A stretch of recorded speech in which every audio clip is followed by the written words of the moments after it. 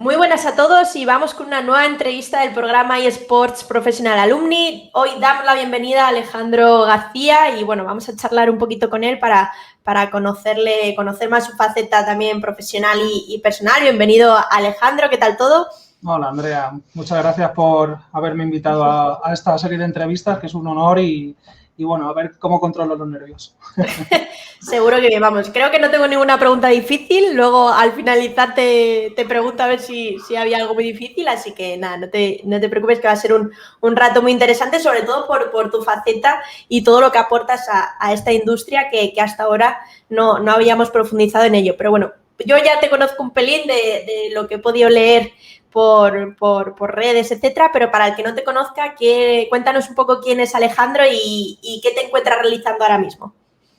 Vale, pues yo soy abogado, me especialicé, o sea, soy de Alicante, estudié la carrera allí y tuve la suerte de que allí hay un máster muy bueno en propiedad intelectual industrial.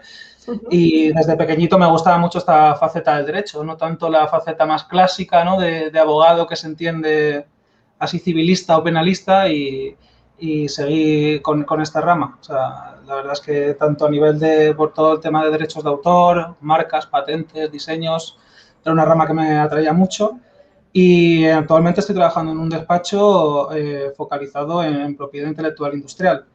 Y bueno, un poco comienzo también a hacer ya el hilo que me ha llevado a realizar este curso y al final a virar un poco dentro de lo que es la faceta más clásica de un abogado. Y sobre todo fue a raíz de la parte de derechos de autor que tiene la propiedad intelectual y cómo se protege mediante el software el videojuego, ¿no? Y cómo pues, al final todos desde pequeños hemos crecido con una consola al lado y creo que nuestra mayor inspiración hacia el mundo de los eSports llega desde el propio gaming y bueno, me atraía mucho, me llamaba mucho la atención y eso me ha llevado pues al final a realizar este curso de eSports y bueno, también un par de cositas más que ahora te iré contando. Qué bueno, o sea, que especializado ya en lo que es esta industria. Cuéntanos un poco, yo que desconozco totalmente todo lo que se maneja a esos niveles de patentes, etcétera. Claro, al desarrollar un videojuego, me imagino que habrá diferentes niveles de registro de patentes o identidades, ya sea un videojuego o a lo mejor ya sea una competición o un evento más a nivel de público, ¿no? ¿Cómo va un poco el día a día de tu rol, de tu puesto de trabajo? Bien, a nivel de videojuegos, tengo que ser sincero y no es el grosso del trabajo que realizo, pero un poco por centrar los tiros en este ámbito. Al final, un videojuego no hay un criterio unitario ni en España ni a nivel mundial de cómo protegerlo, pero sí que los tiros van al final por el tema de los derechos de autor. Cuando se crea un videojuego, se crea un código fuente y aparte hay un guión, hay una serie de actores también que hay que tener en cuenta para los derechos de interpretación y hay una ristra enorme de derechos de propiedad intelectual industrial que es lo que amparan a un videojuego. Y en ese nivel más o menos ahí. Luego a nivel de patentes y marcas, al final pues una marca es el signo distintivo que singulariza a una empresa del resto de sus competidores, ¿no? Entonces, a nivel marketingiano tiene muchas implicaciones muy chulas y es esa parte que más me gusta. Y luego a nivel de patentes, al final son las invenciones, ¿no? De cualquier ámbito. Claro. He tenido la suerte de tocar algún tema de videojuegos también, pero hasta jaulas de zorros, o sea que para que veas como curioso, ¿no? de curioso y de amplio que al final pues tengo la suerte de poder ver industrias y sectores casi a diario que alucino y que jamás me hubiese ocurrido o que hubiese acabado viendo. Claro, eso, lo de la jaula de zorros, que de repente llega a vuestra oficina un caso de, oye, estamos trabajando, queremos registrar derechos de autor con esta jaula de zorros. Eso, me imagino que ese es el proceso, ¿no? ¿O vosotros vais a intervenir en algún momento, en alguna situación?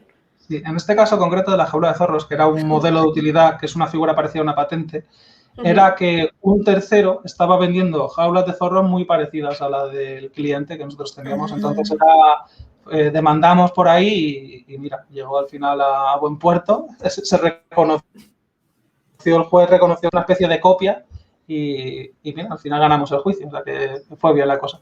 Muy curioso.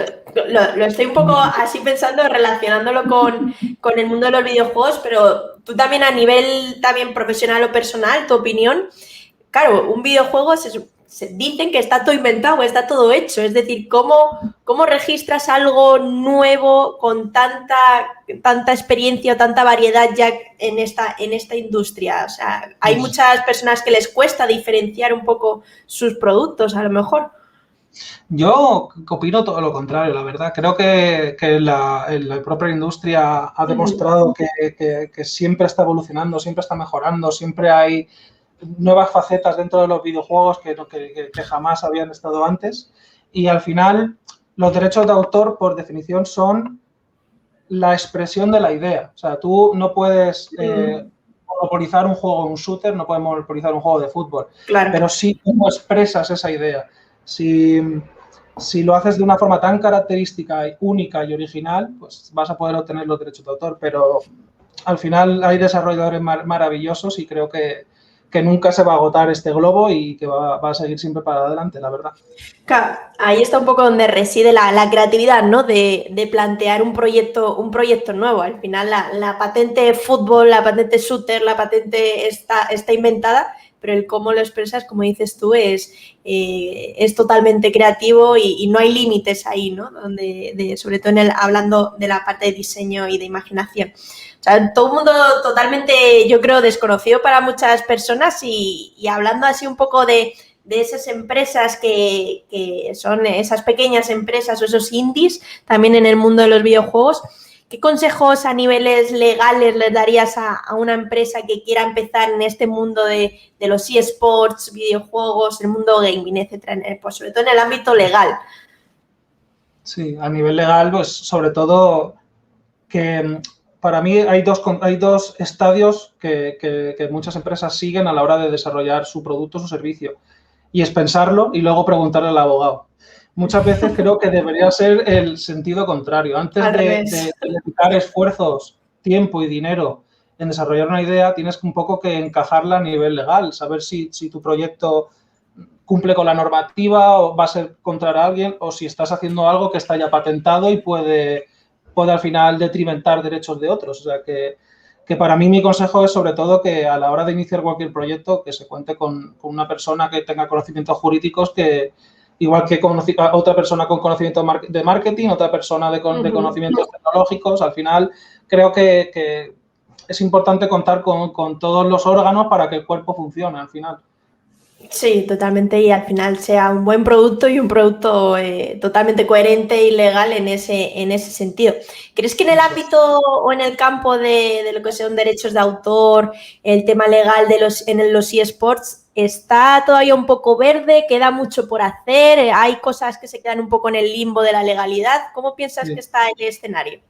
Sí, a nivel ya metidos en eSports, creo que al final la primera frase que en la gran mayoría aprendemos es que aquí hay un dueño del balón, ¿no? Como siempre se dice, al final los publishers son los que mantienen el copyright y los derechos de autor sobre sus videojuegos o sobre sus títulos y es fundamental saber esto, sobre todo, o sea, en cualquier estadio, o sea, tanto a nivel profesional como amateur, saber que antes de poder montar una organización, antes de montar un club incluso, tienes que saber tener un trato con el publisher y esa posición de fuerza en la negociación que tiene el publisher viene porque tiene la propiedad sobre esos derechos de autor. Entonces es fundamental, desde mi punto de vista, el conocer quién es el titular de esos derechos de autor y tener una comunicación fluida con esta entidad. O sea que para mí son fundamentales porque al final es el propio balón con el que se juega, que es saber que tiene un titular y hay que respetarlo. Bueno, vemos que eres muy jugón, ¿no, Alejandro? ¿Te gusta mucho el deporte también en este sentido o es también una afición tuya? Sí. Bueno, sí, también soy bastante baloncestista, sí. Ah, bueno, muy bueno. Está ahora España ahí luchando por medallas y que lo seguiremos de cerca. Y hay otra parte que me ha contado Alejandro, que además eres manager de una de las mejores paradas del circuito Tormenta, que es el Málaga Open, Imagino que esto era una de las otras cosas, tantas cosas que también haces en tu día a día. Cuéntanos un poco cómo es esto de ser manager de este tipo de competiciones. Sí, pues mira, todo y todo un poco también para también encauzarlo hacia lo que fue el curso para mí y todo lo que pude aprender. Yo entré con una idea muy firme en la cabeza al curso, que era que es súper importante súper especializarte. Tienes que ser el mejor en lo tuyo y solo en lo tuyo. Y realmente con el curso creo que aprendí que al final en un sector como son los eSports, que está en un estadio aún muy joven, es muy importante contar con figuras que sí, que sean los mejores en lo suyo, pero también gente multidisciplinar, gente que tenga conocimientos de todos los campos, porque al final, a la hora de elaborar cualquier proyecto, si tienes una noción mínima de otros aspectos, siempre vas a poder hacer tu trabajo mucho mejor. Y esto me pasó un poco con Málaga Open. Tuvimos la suerte que en mi edición, en la cuarta edición, las prácticas eran junto a Juan gestionar lo que era la parada de circuito tormenta, y la verdad es que justo nos pilló fue en abril de 2020, o sea que fue un mes un poco loco, pero bueno, nos sirvió también mucho para saber gestionar desde dentro una competición, cómo adaptar del ambiente presencial al ambiente online y al final, pues mira, salió muy bien proyecto, con Sirocco se acabó muy bien y bueno, tuve la suerte de que Juan quiso seguir contando conmigo para Málaga Open y para el resto de paradas y eventos que le asocian a Sirocco y la verdad es que muy contento. Al final he pasado del primer año a redactar la normativa, ¿no? El abogado a redactar la normativa a un poco ser el coordinador, un poco el que pone a todo el mundo en contacto, el que está ahí en la sombra viendo que todo funciona bien y bueno, muy contento porque al final he explotado una faceta de mí que jamás pensé que yo la explotaría. O sea, que encantadísimo. Que al final, pues es una faceta nueva que descubres gracias a cursos que son tan amplios, ¿no? Y que te dan la visión tan global de esta industria. Y esa faceta de manager, para el que no tenga experiencia en ello, el poner contacto a mucha gente, quiere decir el contactar con publishers, inversores, con los equipos o un poco que en las sombras, como has dicho, ver que todo rueda, ¿no? Eso es. Efectivamente, sí, al final tienes que hacer de chicle de muchas piezas, o tienes que ser la parte de unión de muchos agentes que son los que al final